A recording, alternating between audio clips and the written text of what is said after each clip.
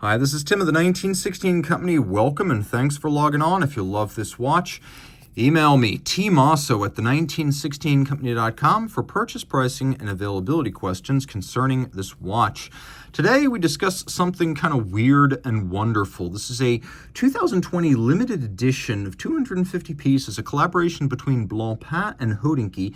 It's the Blancpain 50 Fathoms MIL-SPEC Hodinkee. So the original MIL-SPEC came out in 1959, and it's worth mentioning that this watch is often confused with another MIL-SPEC limited edition that debuted in 2017. The big differences between this and that, well, that was a 500-piece edition. This is 250. That was high polished. This is all satin and muted, and that had a date. This does not. There are other differences, but those are the big ones. Now, this is the 5008 reference, the rarely seen 40.8 millimeter modern era 50 Fathoms. And for a lot of folks, the 5008 is perfect. It is perfectly sized, 40.8 in diameter in steel, with the NATO style underslung strap. It's 16 millimeters thick, though take it off, put it on a normal strap, it's going to be 13.4 millimeters thick. It's 45.9 millimeters lug-to-lug with a 20 millimeter spacing in between the lugs. This is sort of a NATO strap, and I say sort of because it uses conventional perforations and a pin buckle rather than a gooseneck adjustment system. And so this is a little bit easier to live with, though it still has the same kind of odd stack and excess of volume that you get on a regular NATO. So it's going to be higher on the wrist and take up a bit more space on the wrist, though the lugs are still going to be well inboard of the edges. I think this watch could wear on a wrist as small as 13.5 centimeters circumference. So this is one of the few modern 50 Fathoms that could be considered unisex. It's not huge. It's also not petite, but it's a nice size. And on a regular strap, it'll even fit underneath a tight dress cuff. This is a sort of synthetic textile. It's very tough, and you can see how it's underslung twice. It is Blancpain branded, and they built the buckle in satin finish to match the case, which is just good form.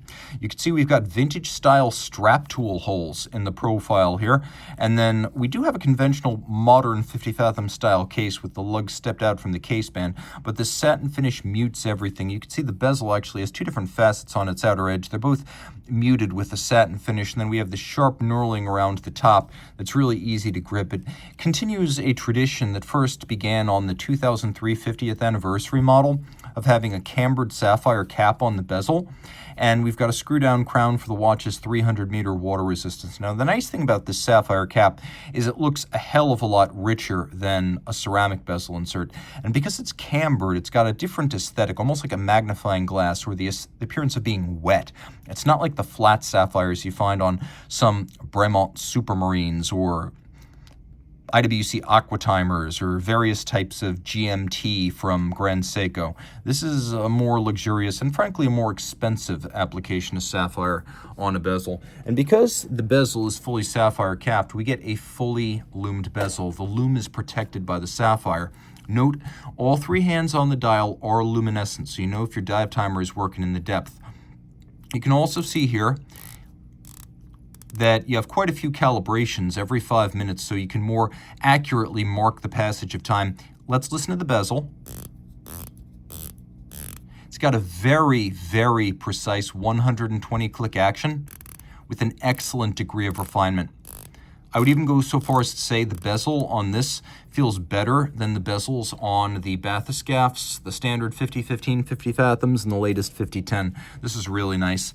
On the dial, you will note that it is a matte decoration. We have some printed indices, historically accurate, a minimum of text, white varnished hands, and then there is a dramatic camber to the sapphire designed to give it a vintage plexi look.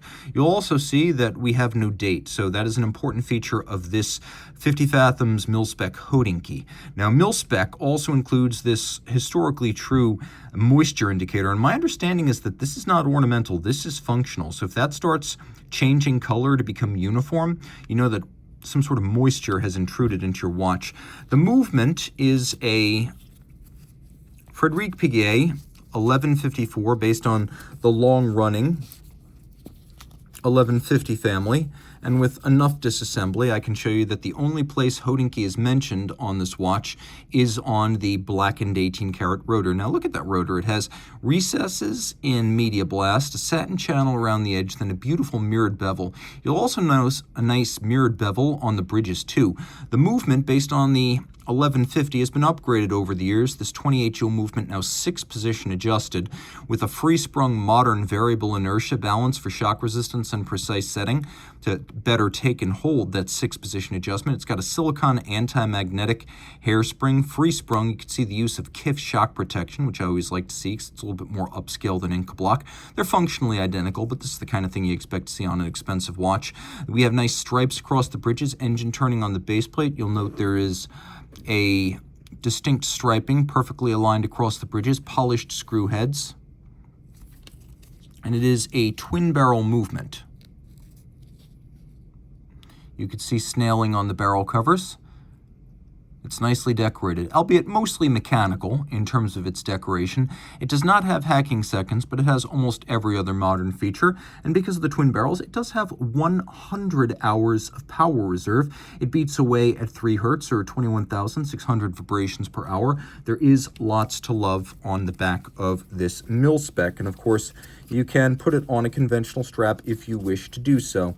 I just thought I would give you a better idea of that for which you are paying, because people do like display case backs. If you love this watch, we will put it on any strap you like. Reach out to me at Team Mosso at the 1916company.com for purchase and pricing details.